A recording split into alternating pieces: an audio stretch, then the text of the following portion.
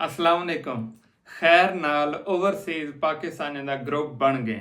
हुण असां इन्हें को मोबाइल ते काम करन सिखे सो। कल इंशाअल्लाह 1 नवंबर है। 1 नवंबर कने इन्हें दी पहली क्लास होसी। क्लास दा सा टाइम रखे से रात दा 10 बजे, पाकिस्तानी रात दा 10 बजे या 11 बजे। सऊदी अरब दा, दुबई दा, मलेशिया दा तकरीबन टाइम बढ़सी 8:30 9 इवें बढ़सी तकरीबन, मतलब इशा दी नमाज दे बाद एक क्लास होसी। इंदे बेसिकली है ही क्या, अक्सर लोग पुछे पे कि इंदे तुसा क्या सीखे सो। इंदे एक ते असां सिखेंदे पे ग्राफिक डिजाइनिंग, अच्छी प्रोफेशनल मोबाइल दे उत्ते ग्राफिक डिजाइनिंग किवें करेंदी है। दूजे नंबर ते असां इन्हें सिखेंदे पे गूगल एड्स। गूगल एड नाल ए वेबसाइट दी एड ला सकदे हैं, ए सर्विसेज दी एड ला सकदे हैं, ए यूट्यूब दी एड ला सकदे हैं, गूगल दी कोई भी एड हो सी ए ला घिंसन। दूजे नंबर ते असां सिखेंदे पे इन्हें को इंस्टाग्राम एड, क्योंकि बाहर जेरे रहंदे हैं ज़्यादातर सर्विसेज सेल करेंदे हैं या ई कॉमर्स करेंदे हैं, तो उनके वास्ते इंस्टाग्राम बेहतरीन प्लेटफॉर्म है। इंस्टाग्राम एड ही शामिल है। त्रीजा इंदे शामिल है फेसबुक। फेसबुक क्योंकि बहु वसी है। फेसबुक दे जितना भी एड्स हैं कैटेगरी हैं वो सारे इन्हें को प्रैक्टिकली सिखाए हुए सन कि फेसबुक दे उत्ते एड ला गए सन। चौथी इन्हें को सिखाई वैसी टिकटॉक एड। टिकटॉक एड वैसे तो टिकटॉक अस देते हैं, लेकिन टिकटॉक एड ऐसी एड्स है जिंदा बहु अच्छा रिजल्ट आंदे और बड़ी सस्ती पौंदी है, मतलब कम बजट विच ज्यादा रिस्पॉन्स आंदे।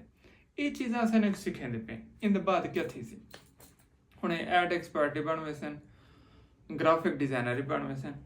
हुण अगों इन्हें दी मर्जी है, ये दुबई है, सऊदी है, मलेशिया है, कहीं भी मुल्क है, बहरीन है, ये अपनी एड की सर्विसेज देवन या अपनी एक एजेंसी बनावन, एडवरटाइजिंग एजेंसी थी गई, मार्केटिंग एजेंसी वो बनावन, सर्विसेज देवन, या इन्हें दा जरा अपना जाती काम है, कारोबार है, उसको प्रमोट करें, उनके वास्ते अपनी एड लावन ते अपना बिजनेस जनरेट करें। साडा मकसद क्या है कि जेरे सारे बाहरों तबका रंध है उन्हें को असा स्किल बनो, पैसे कमा के असा नहीं देवने, असा उन्हें को देवने स्किल, ताकि इन्हें कने जिले स्किल हो सी मोबाइल को अच्छे पॉजिटिव वे च इस्तेमाल कर सकते हो सन, पीछे उनका फायदा चेसन। ई ना तो जेरे 8 घंटे 10 घंटे 12 घंटे बाद ड्यूटी ते आंदन, 2 3 3 4 4 घंटे सिर्फ मोबाइल दे उत्ते ज़ाय कर देना। असा आखे से ये ज़ाय ना करें, ये इको इस्तेमाल करें, अच्छे वक्त इस्तेमाल करें और अच्छी चीज़ें इस्तेमाल करें।